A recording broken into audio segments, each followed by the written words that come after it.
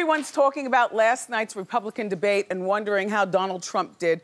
So here to break it down for all of us is one of the smartest people that I know, politically speaking. Give it up again for our friend, Rachel Maddow. Hey,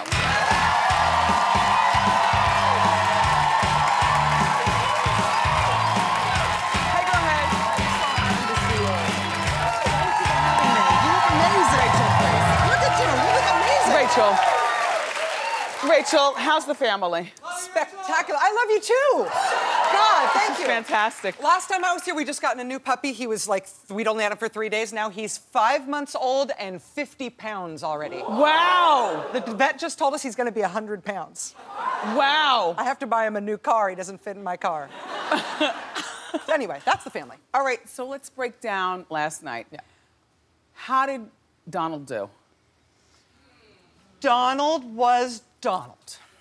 He was exactly what you think he's going to be. And so maybe that's good if you already like him. Yes. But if part of the appeal is, what's Donald Trump gonna be like? What's he gonna say tonight? He's sort of doing the same thing all the time now. It's sort of becoming his shtick. Yes. So that might be dangerous for him. He may need to mix it up. He also, you know, CNN interviewed him as soon as he got off the debate stage. And they said, Donald, what did you learn tonight? And he said, I learned I could stand for 3 hours. That was a long debate. And, you know, he seemed tired. He sort of stopped talking at the end of it. Yeah. They were talking about foreign policy at the end. He just didn't weigh in. Everybody else was jumping in, and he was kind of sleepy. So I don't think that's a good look. I mean, being president is hard. Yeah. You know, People are saying that wasn't his strongest night. Yeah. So, out of all of them, and there were a lot of them, and Yes. that airplane, you know, who do you think won?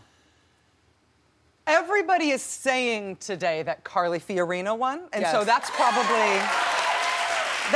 enough. If people think you won, then in some ways you won because there's a strong perception for her. What do you think? You can tell I don't agree.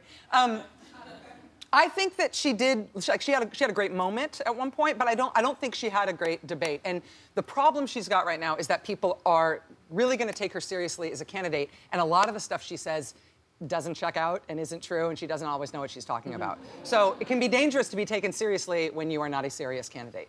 The person I disagree with you on this. I think your governor sort of won. I think Christie did okay. Why? Because he put everything off on the people and didn't make it about himself? You know what it is? It's because Donald Trump is right that there were people who should not have been on that stage last night. Like Rand Paul and Chris Christie and these other guys who are polling at 1%. They have no business being on a debate as long as we're like, unless everybody's going to be there, and they didn't let everybody be there. If you're polling as badly as Chris Christie, you shouldn't even be in the room. But they let him be in the room, and he looked like he belonged. Once he started talking, he seemed like a regular candidate instead of a guy who really is tied with the guy who just quit.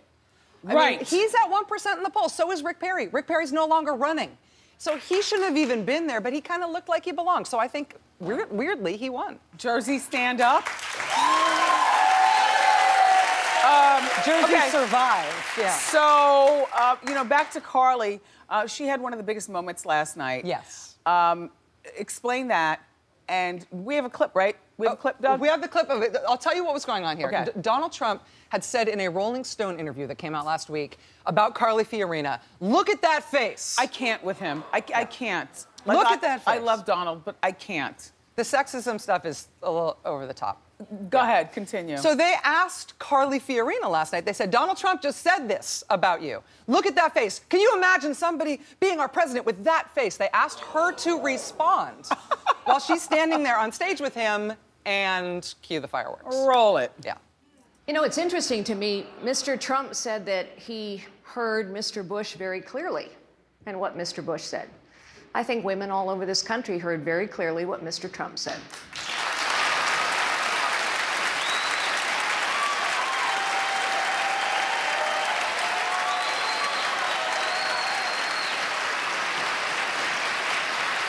I think she's got a beautiful face, and I think she's a beautiful woman.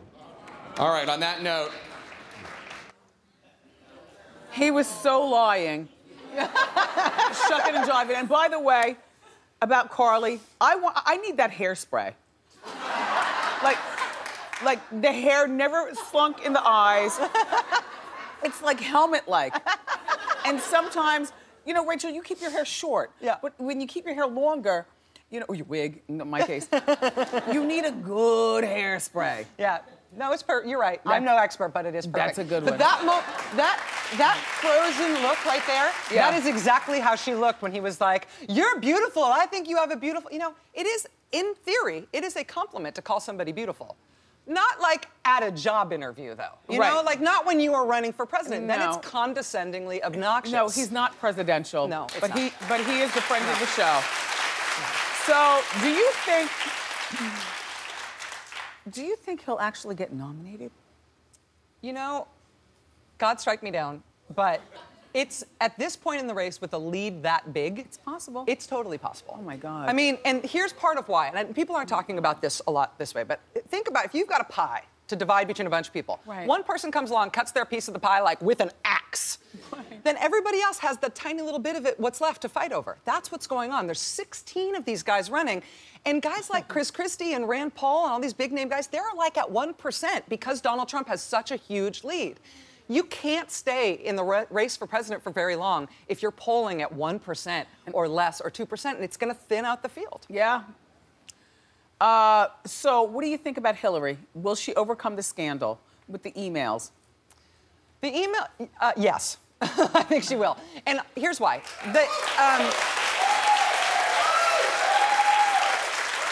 You think about the trajectory of her career and everything she's done and everything she's been and everything people know about her. And then you think about the email scandal. Or like on the other side, the counterbalancing thing. What's the email scandal? She had a personal email address that she used while she had a government job. And a lot of other people did that too. Are you still awake? I mean, that's it. That's the scandal. Yeah. When I set up my show every day, I talk with my staff about what's going to be in the news, what from the news is going to be on the show. We have a category that we put things in, which is too boring to live. The Hillary Clinton email scandal is too boring to live. There's just nothing there. So if that's the best they've got against her, it's just like, you know what? She went through that whole Whitewater thing, and they got to dig deeper for the dirt. Yeah, it's not. She's doing fine. Yes. Yeah.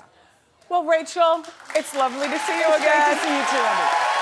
Rachel will be back with Presidential Scoop throughout our season. Yay! So if you love today, you'll love it even more later. The Rachel Maddow Show airs weeknights at 9 on MSNBC